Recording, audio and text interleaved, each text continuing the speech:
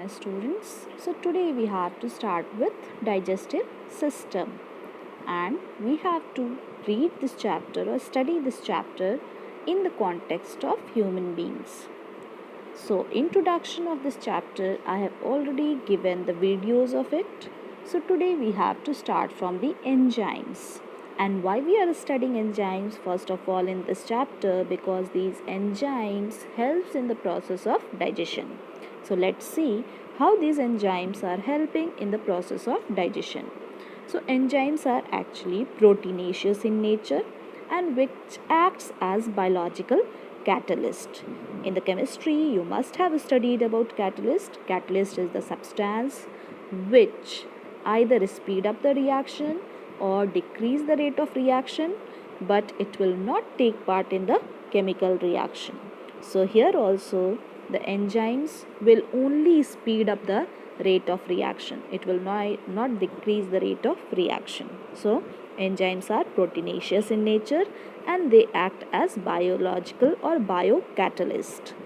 What is the purpose of catalyst? Catalyst will accelerate the chemical reaction. So that is why within 3 to 4 hours the vegetarian food gets digested, whereas non-vegetarian food gets digested by 5 to 6 hours, and this is possible because of these enzymes. Then the molecules upon which these enzymes will act will be known as substrate, and the enzymes will convert these substrate into different molecules which will be known as products. So let's see now the characteristics of enzymes. So enzymes speeds up the rate of reaction. Enzymes are always required in minute or small quantities. Enzymes are highly specific in their action. It means there is a lock and key hypothesis for the functioning of enzyme. For example, each lock is having a specific key to open. So in the same manner, the enzymes will be highly specific for their substrate. Then enzymes will be affected by temperature. Very low temperature will inactivate the enzyme, whereas the higher temperature will denature the enzyme. So enzymes are functional within a narrow range of temperature, and that narrow range of temperature is the 35 to 45 degrees Celsius in case of human beings. Then enzymes 35 to 40 degrees Celsius in human beings. Then they are affected by pH also. They are pH specific also, because certain enzymes are active in the acidic condition, whereas certain enzymes are active in the alkaline conditions. Then some enzymes catalyze the reversible reactions. Certain enzymes will require another enzyme also for their functioning, so such another enzyme will be known as coenzymes. And certain enzymes will get inhibited by the another substance. So those substances which will inhibit the action of enzymes will be known as inhibitors. So this is all about the characteristics of enzymes. Now we have to see digestive system. So what is digestive system? So digestive system is the group of organs which works together in a coordinated pattern, and it will complete the process of digestion will be known as digestive system. So I am repeating again. Digestive system is the group of organs which works together in a coordinated pattern and completes the process of digestion. Such organ system is known as digestive system. So digestive system is composed of basically two parts, that is alimentary canal and the digestive glands. So alimentary canal is also known as gastrointestinal tract, because a major part of this alimentary canal, gastro term is used for stomach, intestinal term is used for the large intestine and the small intestine. Tract, it means it is a restricted pathway through which the food is moving. So that is why gastrointestinal tract, alimentary canal, because it is having two openings. Then what are the digestive glands or the glands associated with digestion?